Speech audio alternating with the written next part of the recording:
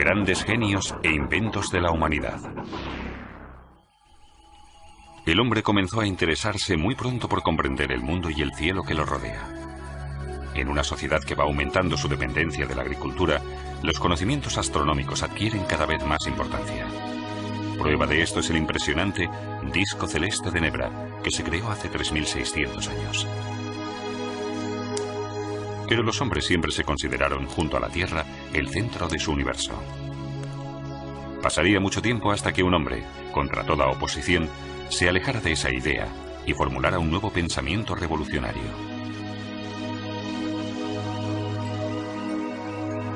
La concepción del mundo de Nicolás Copérnico.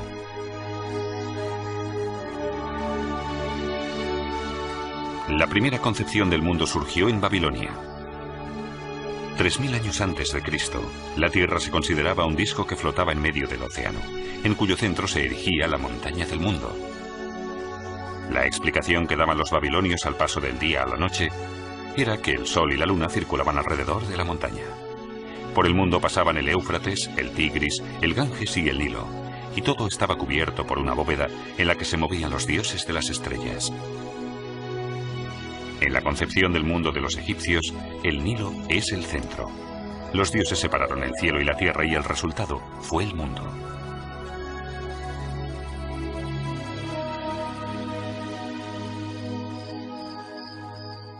En la antigüedad, el hombre también intentó interpretar los fenómenos del cielo mediante explicaciones mitológicas. Anaximandro de Mileto dibujó el primer mapa del mundo y construyó el primer globo celeste. Representó la Tierra como un cilindro, y en su parte más profunda se encontraba el submundo. Detrás de la bóveda celeste ardía un enorme fuego, y a través de unos agujeros translucían las llamas. Eran las estrellas. Primero, Aristóteles introdujo la observación precisa, y con ella la lógica de la ciencia. Para él, el mundo era una bola formada por una mezcla de tierra, agua, aire y fuego, que se encontraba anclada en el centro del cosmos. Pero existen diversas opiniones sobre qué fue lo que le llevó a esta particular concepción del mundo.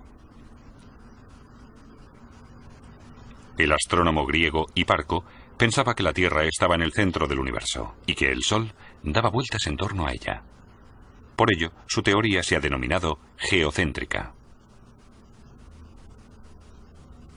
El erudito griego Claudio Ptolomeo es el representante más conocido de la concepción del mundo geocéntrica. En su obra Almagesto describe el pensamiento astronómico de su tiempo. Siglos después, su libro caería en manos de Nicolás Copérnico. En su obra, Ptolomeo defiende la teoría de que la Tierra permanece estática en el punto central del universo. Todos los planetas giran en torno a ella en lo que denominó esferas, es decir, órbitas que se pueden mover de forma independiente. En una de esas esferas se mueve el Sol, en otra los planetas y en otra las estrellas fijas. Pero Ptolomeo no fue capaz de dar una explicación del movimiento irregular de los planetas. Más de 1000 años después, el siglo XV fue la época de la revolución científica.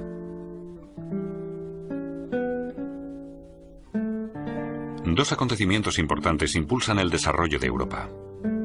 La invención del arte tipográfica por Johannes Gutenberg en el año 1455 hizo posible una mayor rapidez en la divulgación de las obras científicas. El segundo acontecimiento importante fue el descubrimiento de América por Cristóbal Colón en el año 1492. Con él, las últimas dudas sobre la forma redonda de la Tierra se disiparon.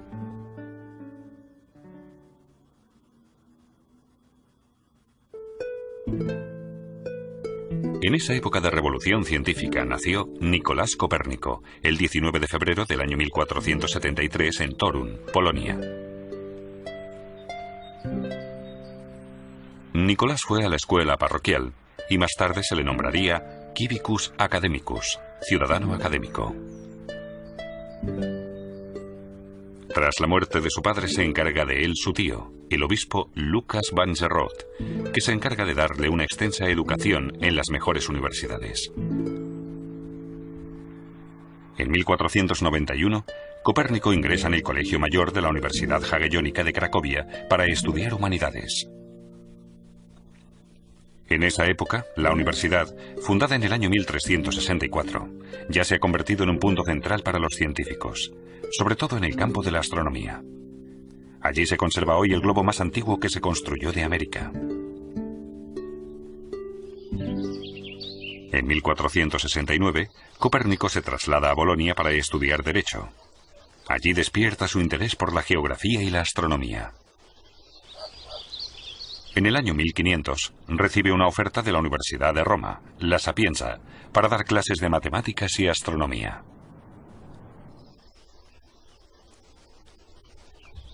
Copérnico continúa sus estudios en Italia. Estudia medicina en la Universidad de Padua y adquiere gran importancia como médico entre sus contemporáneos. En 1503, Copérnico obtiene el doctorado en Derecho Canónico en la Universidad de Ferrara. 3 años más tarde regresa a su patria y trabaja como médico de cámara y secretario de su tío, el obispo de Guarmia.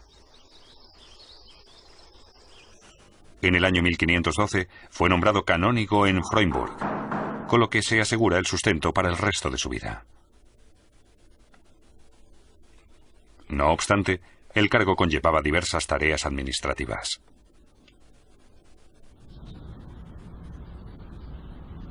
Sin embargo, Copérnico encuentra tiempo para la observación astronómica.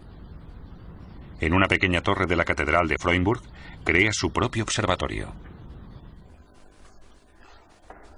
En 1514, su reputación como astrónomo era tal que formó parte de la comisión del Quinto Concilio Laterano para la reforma del calendario.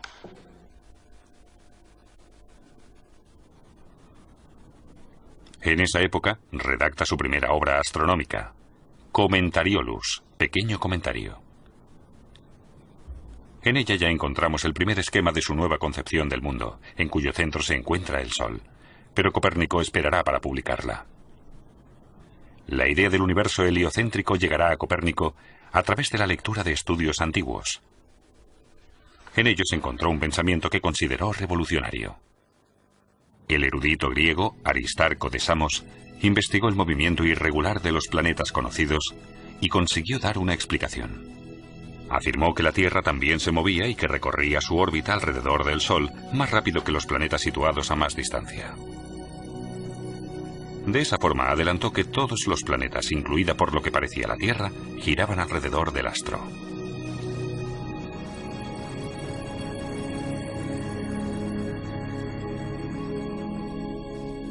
Pero la teoría de Aristarco no pudo convencer, porque sobrepasaba la imaginación de la gente de su época. ¿Cómo podía, por ejemplo, un pájaro encontrar el camino de vuelta a su nido si mientras volaba la Tierra giraba? Sin embargo, a Copérnico le fascinó la idea y desarrolló 3 teorías sobre ella. La primera, la Tierra gira a diario sobre su propio eje. El movimiento de las estrellas es, por tanto, solo aparente. La segunda, el Sol es el centro del universo y la Tierra gira en torno a él. Y la tercera, la Tierra es solo uno de muchos planetas y no tiene ningún carácter extraordinario. Copérnico mostró mediante cálculos el hecho de que los planetas se movían de forma heliocéntrica, con el Sol en su punto central. Pero la nueva concepción del mundo de Copérnico era bastante complicada. Como no podía demostrar su teoría, solo podía conseguir que se aceptara en un ámbito espiritual, explicando sus nuevas ideas y arriesgándose a poner en duda la tradición de la concepción antigua. Así que Copérnico decidió seguir esperando. La Iglesia Católica defendía la teoría geocéntrica del mundo. Según la Biblia, Josué se dirigió al Señor y exclamó: «Detente, Sol». Para que el Sol se detuviera debía estar, como es lógico, en movimiento, y eso exactamente es lo que contradecía la concepción heliocéntrica del mundo, y por tanto, la teoría de Copérnico. Él era consciente de las repercusiones políticas de su teoría. Por ello, volvió a posponer la publicación de sus conocimientos y siguió investigando.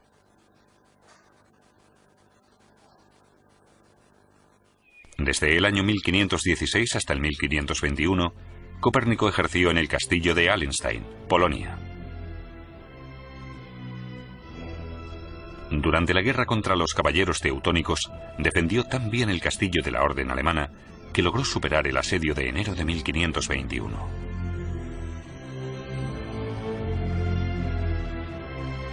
Poco después se firmó un armisticio y Copérnico colaboró en las negociaciones de paz.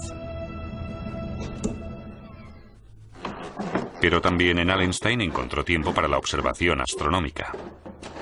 Realizó mediciones de la altura del Sol para concretar el inicio del día y la noche. Pero Copérnico nunca abandonó la idea de la concepción heliocéntrica del mundo. En 1542, por fin, da su consentimiento para la publicación de sus teorías en Nuremberg.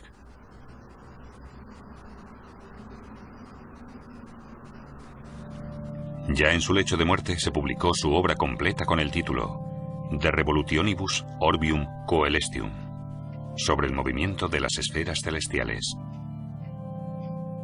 Pero no cabe afirmar con seguridad si él llegó a comprender lo sucedido cuando se le hizo entrega de un ejemplar.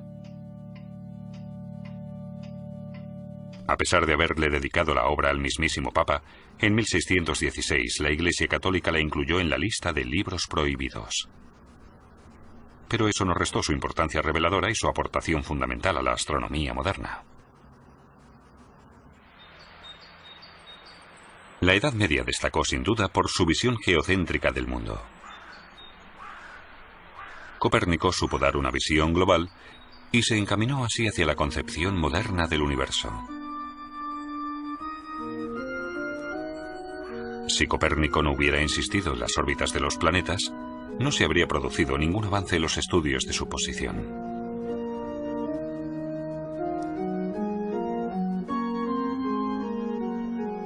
En 1594, el astrónomo Johannes Kepler pudo calcular las órbitas de los planetas con más exactitud, pues en lugar de círculos, partió de esferas. Kepler se basó en las ideas fundamentales del sistema heliocéntrico de Copérnico. En su obra Astronomía Nova, la nueva astronomía, completó en 1609 una teoría factible. Un italiano ayudó a Kepler a demostrar su teoría, Galileo Galilei. Con su telescopio, construido en 1610, descubrió los 4 satélites de Júpiter, con lo que la Tierra ya no podía ser el único centro de las rotaciones. Galileo también demostró los cálculos de Copérnico y Kepler. Pero todavía es pronto para poder establecer la teoría del sistema heliocéntrico. Galileo es llevado ante la Inquisición, donde tendrá que justificar sus afirmaciones. Para evitar la muerte, reniega de la concepción del mundo de Copérnico. 50 años después, Isaac Newton logró demostrar definitivamente la teoría heliocéntrica. Con su ley de la gravedad, explicó y calculó las órbitas keplerianas de los planetas y los satélites y publicó su reveladora obra Philosophiae Naturalis Principia Mathematica, Principios Matemáticos de la Filosofía Natural.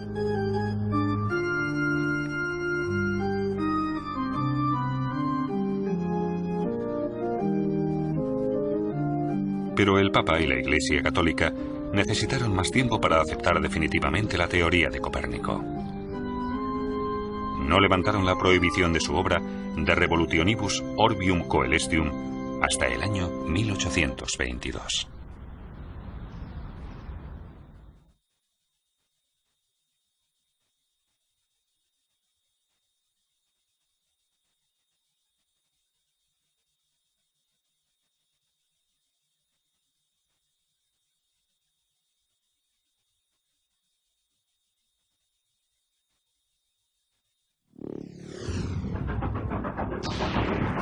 Grandes genios e inventos de la humanidad. La Vía Láctea, un conglomerado de estrellas en el firmamento que en las noches sin luna brilla con especial intensidad. El nombre de Vía Láctea proviene de la mitología griega. Zeus dejó a escondidas a su hijo ilegítimo en el regazo de Hera, madre de los dioses. Al notar que el niño mamaba, ésta se lo quitó de encima, con lo que su leche se esparció por todo el cielo. De ahí el nombre de Vía Láctea, en griego, Kyklos Galaxias. Unos 400 años antes de Cristo, el filósofo griego Demócrito supuso que esa banda resplandeciente de estrellas debía de estar constituida por muchas otras estrellas de menor brillo que no se podían ver a simple vista. Para ello, eran necesarios instrumentos ópticos que pudieran acercar el brillo de las estrellas a los hombres.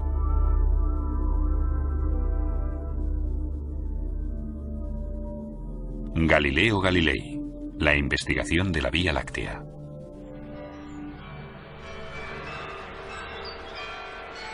El telescopio se inventó poco después de 1600 en Holanda, en la pequeña localidad de Middelburg, en la isla de Walcheren. Middelburg era conocido más allá de las fronteras nacionales por su industria óptica.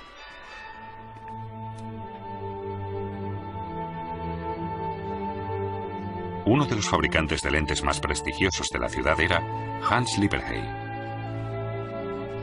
En el año 1608 presentó ante el Estado General de La Haya su solicitud de patente para un catalejo con una lente bicóncava y una biconvexa. Desde entonces se le conoce como el inventor del telescopio. Pero el invento también hizo famoso a otro hombre, Galileo Galilei. Nació el 15 de febrero de 1564 en Pisa. Su padre le obligó a estudiar medicina. Los desfasados profesores de la Edad Media chocaron fuertemente con él, y él no hizo ningún esfuerzo por ocultar su desprecio hacia ellos. Galileo solo se sentía realizado intelectualmente con las matemáticas. Con 25 años ya era profesor de matemáticas en la Universidad de Pisa.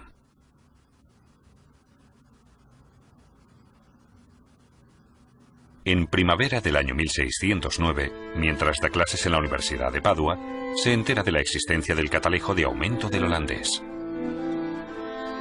Evidentemente, también recibió información sobre la construcción del telescopio. Poco tiempo después, Galileo construyó una réplica del instrumento y mejoró pieza por pieza su capacidad de aumento. Un logro que, sin embargo, no se atribuye a sus conocimientos de óptica, sino al trabajo de precisión que realizaron para el erudito los fabricantes de lentes venecianos.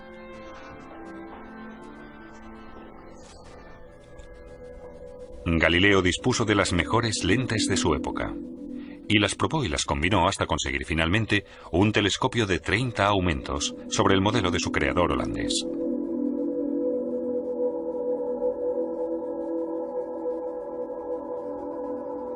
El 21 de agosto del año 1609, Galileo mostró su instrumento de 60 centímetros de longitud en la Torre de San Marcos. Y solo 3 días después se lo entregó al Dux de Venecia. El soberano de la potencia marítima y comercial conocía la importancia del telescopio para la gestión de sus flotas y recompensó a Galileo generosamente. Le concedió una cátedra vitalicia y le triplicó el salario.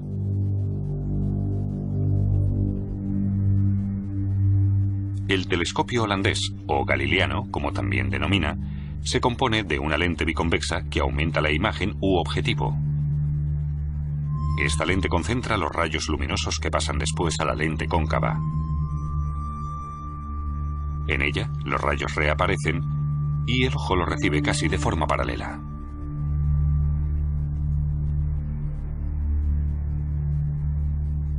En el año 1609, Galileo realiza su primera observación del cielo con el telescopio.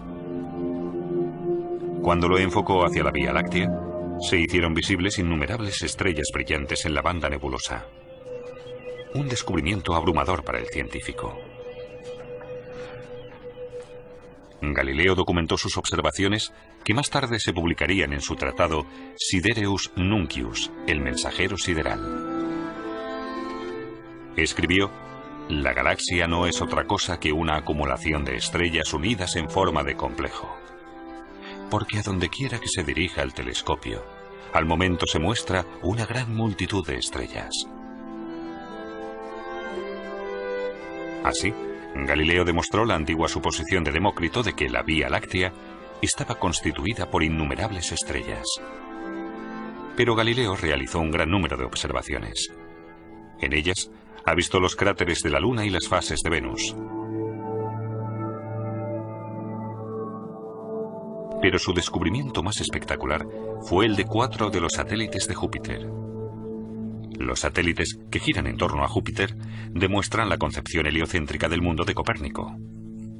Confirmaba que el Sol, y no la Tierra, se encontraba en el centro del universo. Así, los satélites de Júpiter rebatían la posición de la Iglesia, que afirmaba que era imposible que la Tierra arrastrara consigo a la Luna en su rotación en torno al Sol. Con el descubrimiento de los satélites de Júpiter, Galileo desató la ira de la Iglesia, un peligro del que él era consciente. En 1616, la Santa Inquisición le prohibió seguir divulgando la teoría de Copérnico. Después de que reiterara su apoyo por la concepción heliocéntrica, se le arrestó y finalmente tuvo que renegar de ella. Y sin embargo se mueve. Con esa última protesta, Galileo se retiró del tribunal. Humillado y desilusionado, decidió dejar la investigación del cielo. En ese momento, la exploración de la Vía Láctea quedó en el olvido, pues los astrónomos de la época se dedicaron exclusivamente a estudiar nuestro sistema solar. Sin embargo, un filósofo retomó el estudio de la banda celeste, Immanuel Kant. En 1755, describió con forma de disco el aglomerado de estrellas. Escribió que nos encontramos en el interior de un disco y que cuando miramos sobre su ecuador, vemos incontables estrellas. La Vía Láctea. Además, afirmó que la Vía Láctea rotaba sobre un centro, del mismo modo que los planetas rotaban en torno al Sol. Pero el destino querría que los tratados de Kant solo consiguieran arruinar a su editor. Solo cuando Wilhelm Herschel, un expatriado alemán en Inglaterra, construyó un telescopio grande y sobre todo potente con el que investigó las estrellas, el hombre se volvió a acercar a la Vía Láctea. Herschel contó todas las estrellas del cielo, región por región, y por fin, en el año 1785, publicó su primer planisferio. Sus observaciones prueban la teoría de Kant, según la cual la Vía Láctea tenía forma de disco. Según Herschel, el Sol se encuentra en el centro de ese disco lenticular, cuyo diámetro debía equivaler a 4 veces su espesor. De esa forma, calculó por primera vez los límites de la Vía Láctea, que durante mucho tiempo se había considerado infinita. Herschel calcula la distancia de las estrellas por su luminosidad, pero los resultados eran erróneos, pues no contó con las enormes nubes de gas y polvo que ocultaban gran parte del destello. Quien consigue identificar la verdadera forma de la Vía Láctea es el astrónomo norteamericano Harlow Shapley, a principios del siglo XX. Shapley trabajó en el observatorio de Hale, en Mount Wilson, que en aquella época contaba con el telescopio más potente del mundo. En sus observaciones halló cúmulos globulares, agrupaciones densas de estrellas en poco espacio. Y consiguió calcular la distancia de 69 de estos cúmulos con respecto a la Tierra. Como los cúmulos globulares eran las estrellas más lejanas que se podían ver, Shapley supuso que pertenecían a nuestra galaxia, la Vía Láctea, y se propuso calcular sus límites. Por su distribución y su posición con respecto al Sol, afirmó que el Sol no era el centro de la Vía Láctea, sino que se encontraba en un lateral de la misma. De esa forma, Shapley agrandó, en el sentido literal de la palabra, los límites de nuestra galaxia. Las distancias que calculó eran prácticamente el doble de las reales. Hoy sabemos que el diámetro de la Vía Láctea es de 100.000 años luz y la distancia del Sol a su centro de 27.000 años luz. El error de Shapley al aumentar las proporciones de la Vía Láctea le llevó a suponer que era el único universo existente.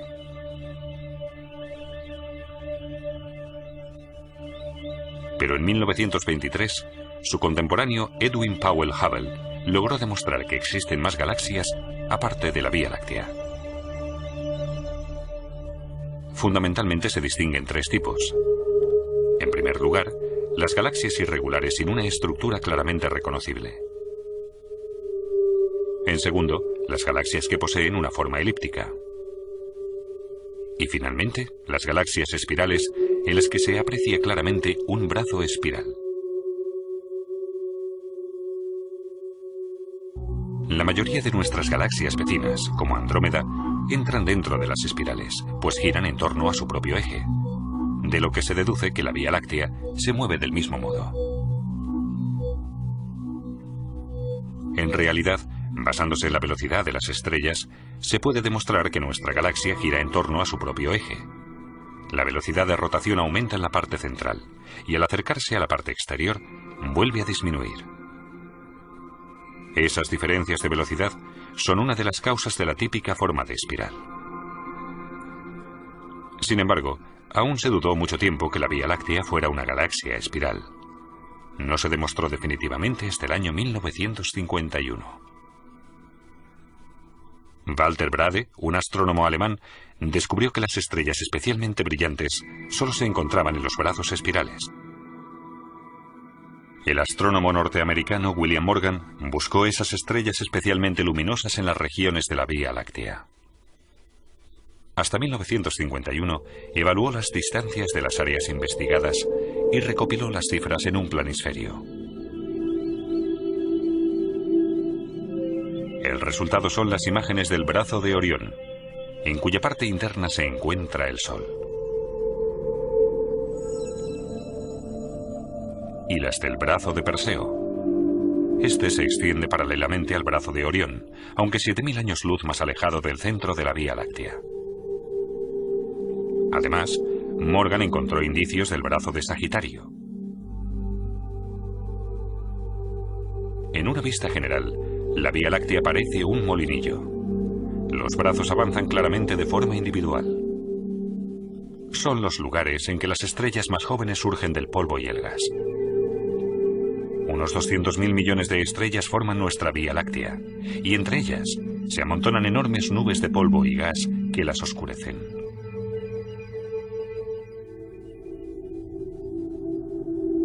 En una vista lateral, la Vía Láctea parece un disco plano.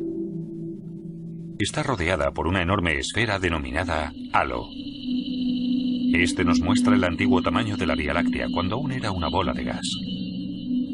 El halo alberga círculos globulares, estrellas de hasta 13.000 millones de años, que se arremolinan formando cientos de miles de figuras para recorrer un espacio de 30 a 300 años luz.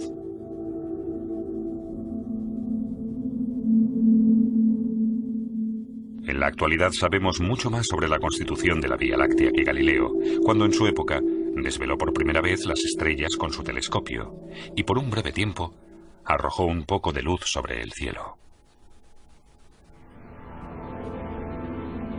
Hoy, a pesar de las tecnologías modernas, muchas áreas de nuestra galaxia permanecen en la oscuridad.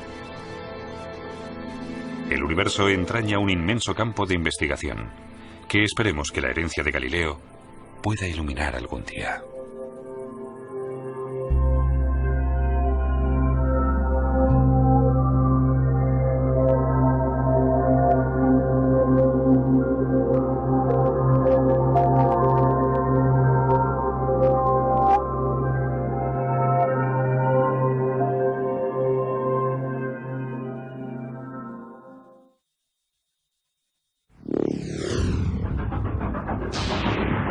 Grandes genios e inventos de la humanidad. Seguro que antes de la época y el trabajo de Isaac Newton, las manzanas también caían al suelo. Pero nadie se lo había planteado. Simplemente era así. Isaac Newton se planteó las causas y se preguntó: ¿por qué tiene que caer la manzana siempre perpendicularmente al suelo? ¿Qué fuerza la atrae? En ese contexto, el inglés desarrolló la idea de la gravitación como una fuerza universal que se convertiría en la base de una de sus obras más importantes: Principios matemáticos de la filosofía natural. Isaac Newton y la gravedad.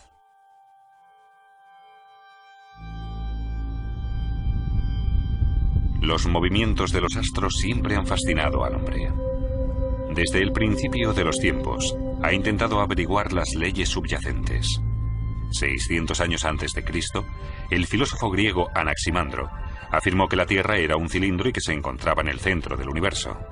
En su interior ardía el fuego del infierno. Sobre ella se encontraba la bóveda celestial, y detrás de esta ardía otro fuego. A través de unos agujeros en la bóveda celeste translucían las llamas, eran las estrellas. Un paso más lejos fue Claudio Ptolomeo, que vivió en Alejandría en el siglo II después de Cristo. Él también veía la Tierra como el punto central del universo, pero para él, la Luna, el Sol y los planetas giraban en torno a la Tierra en trayectorias circulares fijas, las denominadas esferas.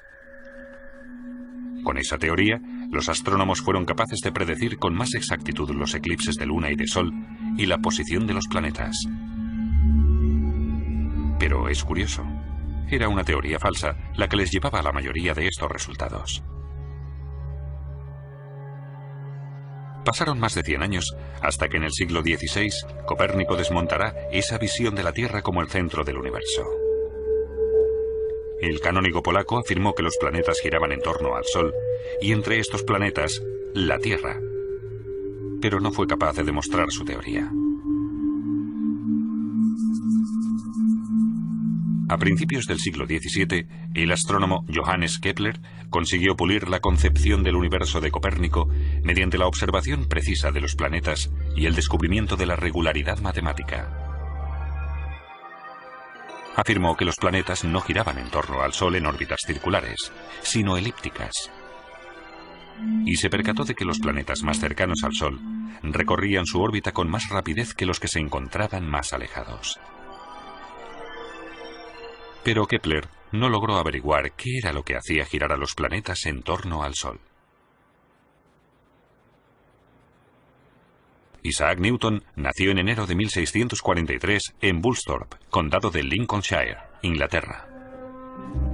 Su padre, granjero, murió poco antes de que él naciera. Por órdenes de su madre, tomó el relevo en la granja. Pero el pequeño Isaac no estaba hecho para el campo. Se quedaba contemplando el agua durante horas, pensativo, mientras las ovejas se iban escapando. Prefería sentarse en su habitación y decorar la pared con todo tipo de dibujos. Gracias a su tío, párroco, no tuvo que quedarse trabajando en la finca familiar y pudo ir a la Escuela Libre de Gramática de Grantham, la ciudad vecina. Una familia de boticarios de confianza acogió a Newton. Con ellos aprendió sobre muchas plantas medicinales y al poco tiempo ya creaba sus propias fórmulas. A los 18 años, Isaac Newton se matriculó en el prestigioso Trinity College de la Universidad de Cambridge para estudiar matemáticas y filosofía. Pocos años después, ya ejercía de profesor de matemáticas en la universidad. Sin embargo, sus inquietudes iban más allá del campo de las matemáticas.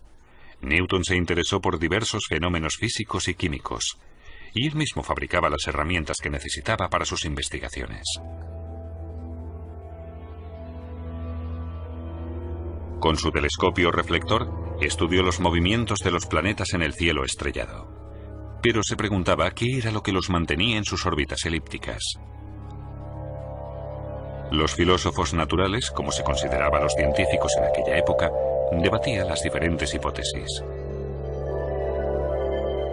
Entre ellos el inglés William Gilbert afirmaba que unas fuerzas magnéticas invisibles e incomprensibles accionaban los cuerpos celestes en el universo.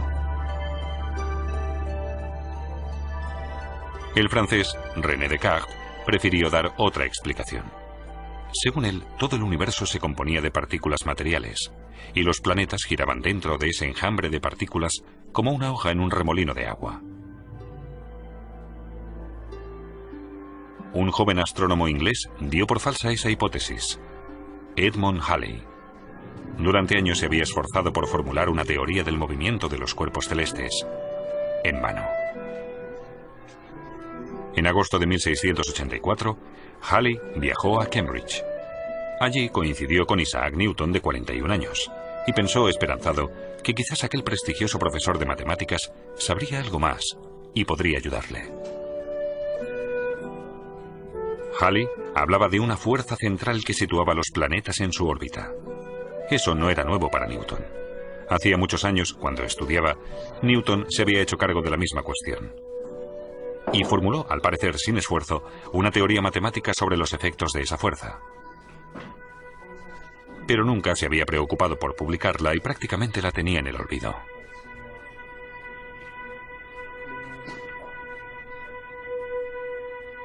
Halley vio la relevancia del trabajo de Newton y le empujó a compilar todas sus teorías en una gran publicación científica.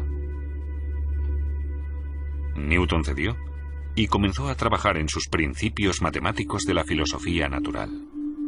Un total de 3 libros, cuya publicación financió el propio Halley 2 años y medio después.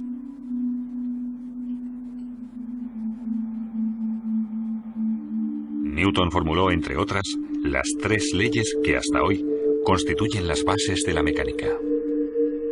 Esta es la primera ley. Todo cuerpo permanece en su estado de reposo o de movimiento rectilíneo uniforme, a menos que otros cuerpos actúen sobre él.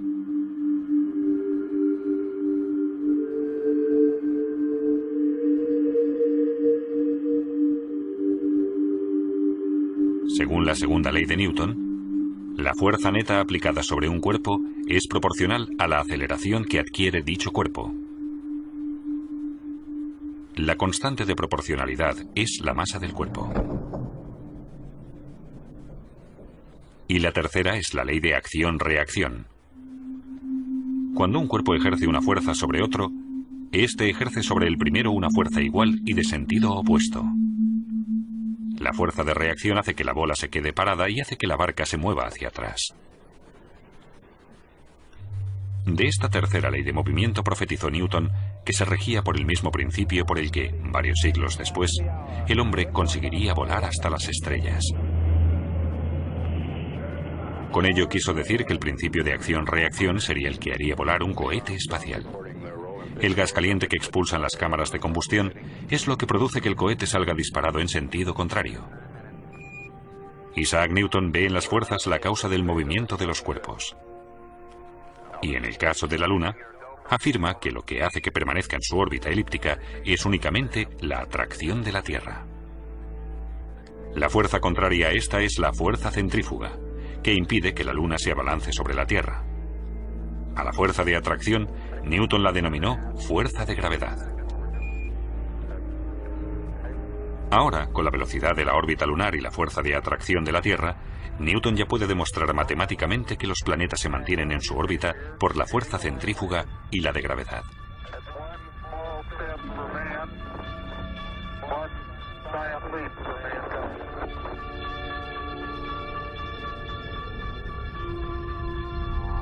Pero Newton aún no está satisfecho.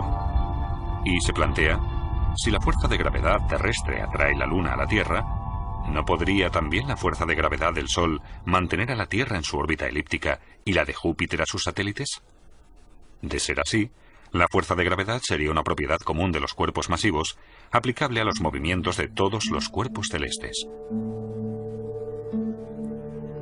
De esa forma, Newton formuló la ley de la gravitación universal. Con la masa de 2 cuerpos y la distancia existente entre ellos, Newton puede calcular su fuerza de atracción, la denominada fuerza de gravedad. De esa forma es capaz de predecir de forma exacta el movimiento de los cuerpos celestes. Con esos conocimientos se descubrirán, siglos después, nuevos planetas de nuestro sistema solar, Neptuno y Plutón.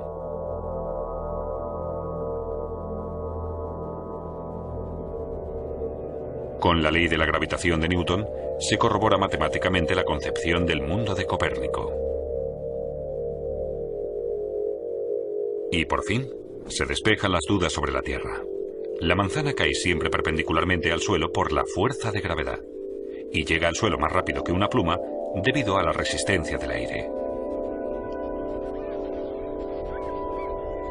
Con el principio de la fuerza de gravedad, Newton también consigue explicar las mareas, alta y baja. Lo que influye sobre el nivel del mar es la fuerza de gravedad de la Luna. Hasta hoy, la ley de la gravitación de Newton constituye los pilares de la física clásica. Pero a principios del siglo XX llegaron Albert Einstein y su relatividad. El trabajo de Einstein revolucionó nuestra imagen del universo. El físico alemán desmontó la teoría de Newton que afirmaba que el espacio y el tiempo eran independientes uno de otro. Fue más lejos en sus escritos y afirmó que la gravedad influye en el transcurso del tiempo. En un planeta mayor y más pesado, el tiempo transcurre más despacio que en uno más pequeño y ligero. Newton describió la gravedad como una fuerza entre dos cuerpos. Einstein la percibe como una propiedad capaz de alterar el espacio y el tiempo. La gravedad de Einstein no solo afecta a los cuerpos, también tiene influencia sobre las ondas electromagnéticas y, por tanto, sobre la luz.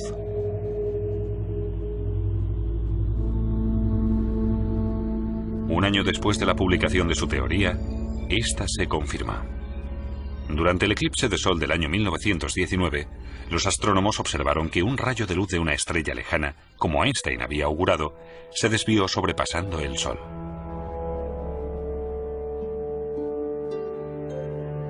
La teoría de Einstein se aplica en dimensiones raras con fuertes gravitaciones y elevadas velocidades.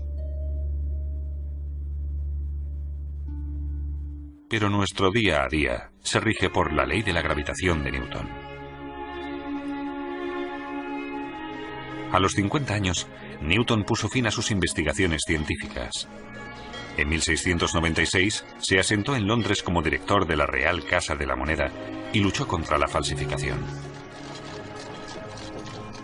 En reconocimiento por sus aportaciones científicas, en 1705, a la edad de 62 años, la reina Ana le dio un espaldarazo y lo ascendió a la nobleza. Sir Isaac Newton murió a la edad de 84 años en Londres y se le enterró en la abadía de Westminster. En la actualidad, Newton sigue estando entre los científicos más importantes de la humanidad.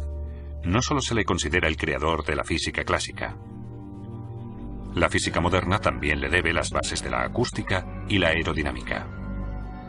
En el campo de la óptica, Newton descubrió que la luz se compone de colores espectrales. Y también descubrió los anillos de Newton, un fenómeno característico causado por la reflexión de la luz. A pesar de su éxito, Newton era consciente de las limitaciones de sus conocimientos científicos. En sus apuntes escribió: "No sé lo que puedo parecer al mundo, pero para mí mismo solo he sido como un niño jugando a la orilla del mar y divirtiéndome al hallar de vez en cuando un guijarro más suave o una concha más hermosa que de costumbre, mientras que el gran océano de la verdad permanecía sin descubrir ante mí".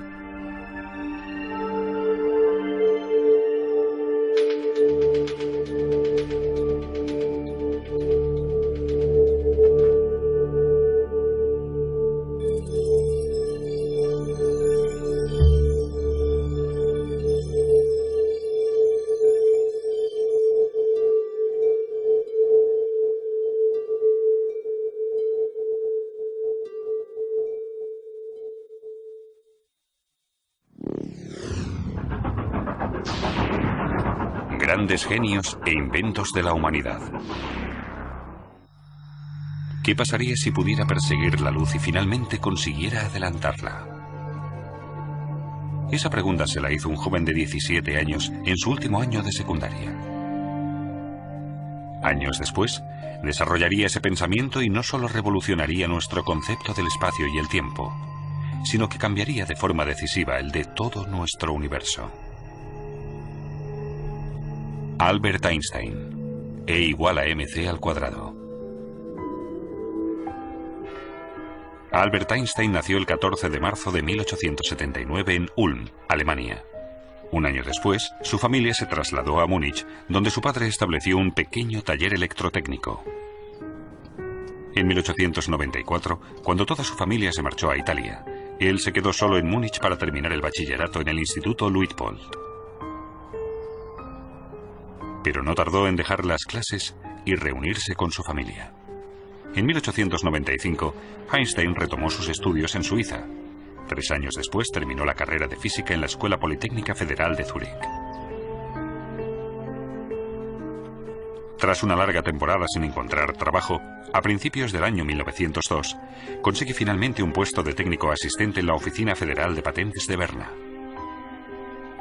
Ese trabajo le permite, de forma paralela, analizar numerosas cuestiones teóricas sobre física. No pasó mucho tiempo hasta que se reconociera el talento de Einstein. Su primera incursión la hizo en 1905, cuando publicó en los Anales de la Física su artículo sobre la electrodinámica de los cuerpos en movimiento, en el que explicaba el efecto fotoeléctrico. Por esa teoría cuántica recibió en el año 1921 el Premio Nobel de Física. En ese mismo artículo formuló su teoría de la relatividad especial. Esa teoría nació con los análisis que había realizado Einstein sobre la velocidad de la luz. Su planteamiento era muy sencillo. Si nos fuera posible movernos a la velocidad de la luz, podríamos viajar de forma paralela a una onda luminosa, de forma que la luz estaría permanentemente a nuestro lado y la veríamos en reposo. Por tanto, se pueden hacer afirmaciones sobre el movimiento de un cuerpo, si dicho movimiento se observa desde una posición concreta. Todos conocemos ejemplos de ello. ¿Quién se mueve? ¿Nosotros? ¿O el tren en dirección contraria?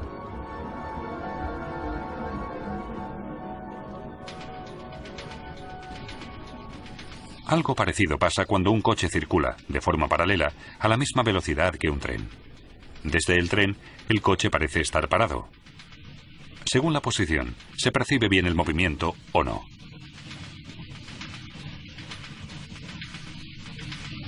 Cuando un pasajero avanza hacia el principio de un tren, desde los ojos de un observador de fuera se suman las velocidades del tren y del pasajero. Si dos personas van a la misma velocidad y una sube a una cinta transportadora, se suman las velocidades de la persona y la cinta transportadora. Esto se denomina teorema de adición, por la superposición de las velocidades. Aunque esta explicación nos pueda parecer coherente, presenta un problema con respecto a la velocidad de la luz. La luz tiene siempre la misma velocidad, 300.000 kilómetros por segundo. No se le puede ni sumar ni restar nada, independientemente del lugar de donde proceda la luz. La prueba de esta constante de la velocidad de la luz la lograron en 1887 los físicos Albert Michelson y Edgar Morley. Mostraron con un experimento práctico que la luz siempre tiene la misma velocidad. Esto llevó a Einstein a pensar que la velocidad de la luz no podía variar independientemente del observador o del punto desde el que se observara. La constante de la velocidad de la luz no solo cambió nuestra concepción de la velocidad en sí, sino también la del espacio y el tiempo. Se derrumba la idea de que solo existe un tiempo único y absoluto para todos los sucesos, pues el tiempo depende del observador y de la velocidad a la que éste se mueve.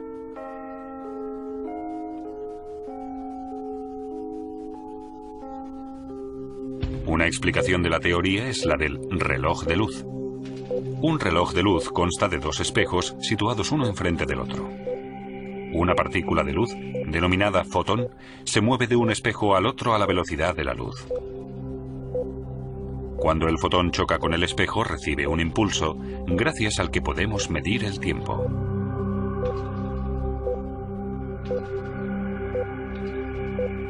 Pero si movemos uno de los relojes de luz a velocidad constante, el fotón, a los ojos de un observador estático, deberá recorrer una diagonal para chocar con el espejo contrario. Como el recorrido es más largo, el fotón ya no puede alcanzar la velocidad de la luz y choca más tarde con el espejo. Lo que significa que ambos relojes marcan tiempos distintos. El reloj de luz en movimiento va, para un observador estático, más despacio.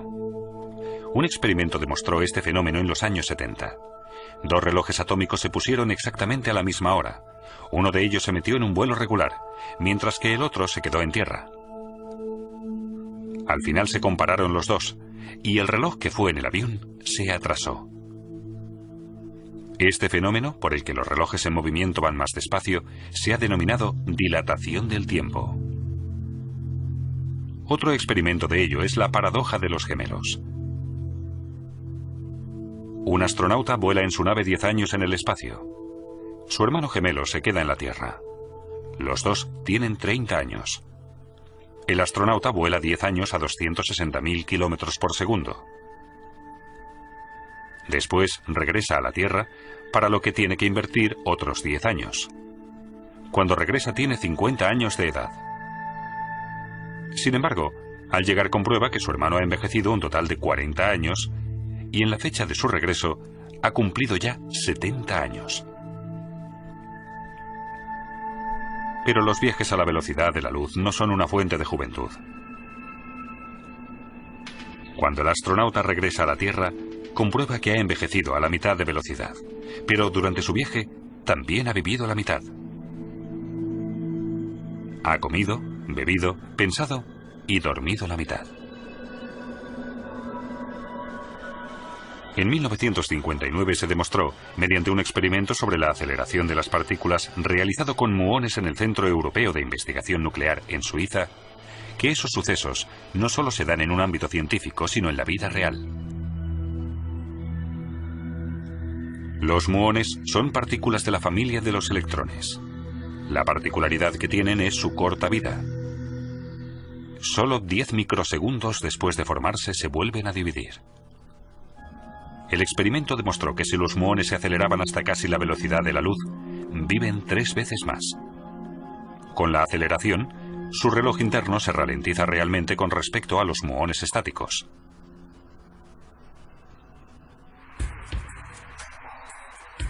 Los cambios en el tiempo influyen también en la longitud de los cuerpos.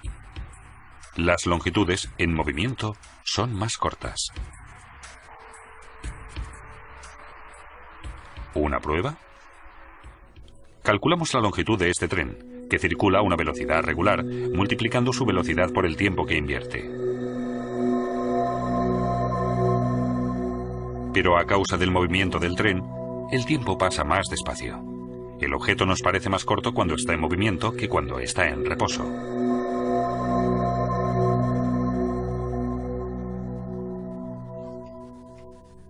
Mediante su teoría de la relatividad especial, Albert Einstein estableció un nuevo concepto del espacio y el tiempo, en el que demuestra que ambas dimensiones, consideradas hasta entonces independientes la una de la otra, son dependientes en realidad.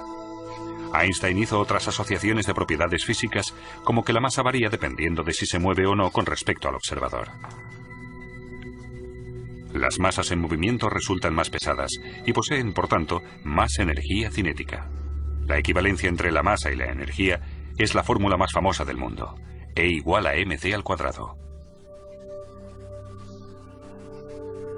Como el cuadrado de la velocidad es un valor muy elevado en la fórmula, incluso una masa pequeña, si se mueve a la suficiente velocidad, puede tener una energía peligrosa. Este hecho fue de una enorme importancia para la física del núcleo atómico. Despejó el camino hacia la obtención de energía atómica, pero también para la creación de la bomba atómica.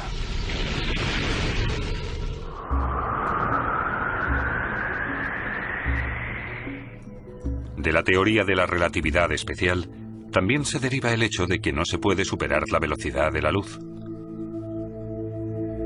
El aumento en la velocidad aumentaría también la energía cinética del cuerpo y con ella la masa. Y lo mucho que cuesta aumentar la velocidad de un cuerpo pesado, lo sabemos todos por experiencia. Para acelerar el cuerpo a la velocidad de la luz, haría falta una energía infinita.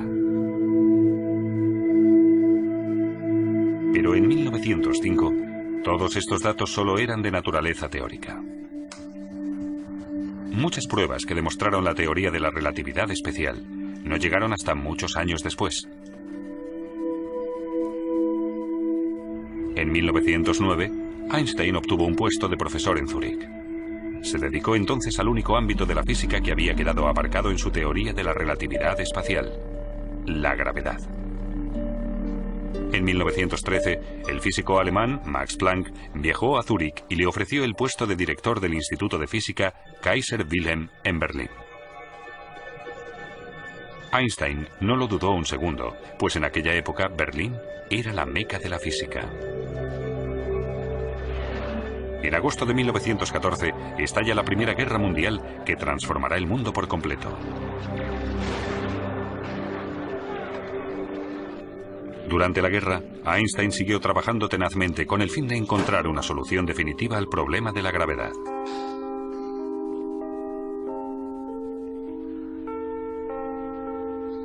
Sus años en Berlín fueron el punto culminante de su carrera científica, pues fue allí donde completó su teoría general de la relatividad. El punto más importante de la teoría fue la afirmación de que la gravedad no solo afectaba a las órbitas de los planetas, sino también a la luz. Según esto, el haz luminoso de un planeta se desviaba tanto al pasar cerca del Sol que su posición se percibía desplazada. Pero el fenómeno solo se podía demostrar en un eclipse total de Sol.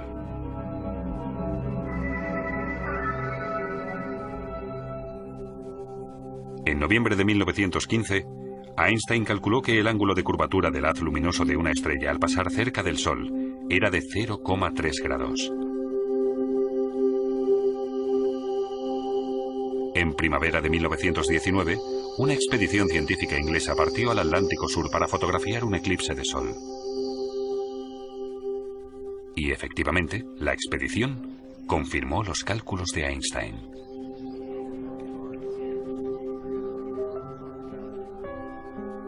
Cuando se publicó su acierto, se hizo mundialmente famoso de la noche al día. Se convirtió en la primera superestrella de la ciencia. Pero Einstein no estaba satisfecho. Después del éxito de su teoría de la relatividad, se propuso la búsqueda de una teoría de campo unificada, una fórmula universal para todos los fenómenos físicos.